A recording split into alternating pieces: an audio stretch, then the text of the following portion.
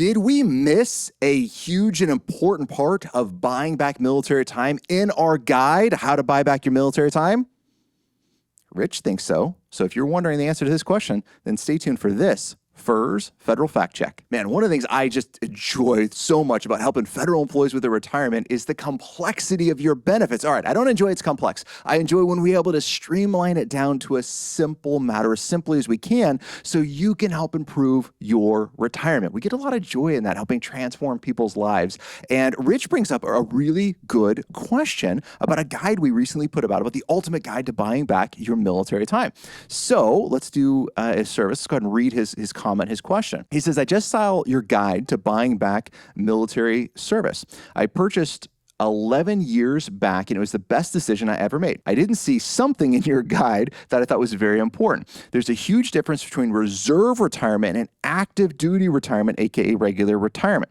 As you state in your guide, active duty retirees must choose between their federal benefits and active duty retirement. However, those that are reservists keep both of their reserve retirement and FERS military retirement, as he did. And they do need to submit proof of their active duty time, usually on a DD 214. Now, he finds that many reservists that he talked to have the false impression they can't receive both retirements, but they actually can. I'd ask that you clarify this for reserve retirees so they can get their full benefit. Thanks for listening. Thanks for all that we do. Rich, thank you so much. I really appreciate you sending that out.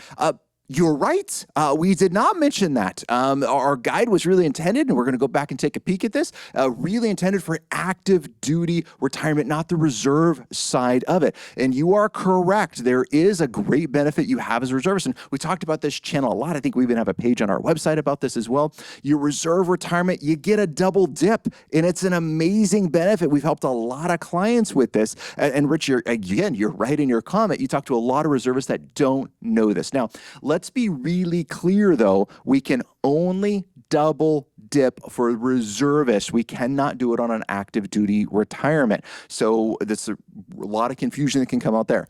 So what can reservists do? Well, reservists, you can buy back your active duty military time. Now, if you're not a reservist or you're not wasn't in the military, you might be losing your right here, and that's okay. Forward this to a friend that was so they can better understand it. As a reservist, you generally have active duty reserve time and just reserve time, right? Your active duty reserve time, you can absolutely buy back, and it follows the same rules that we outlined inside of the guide.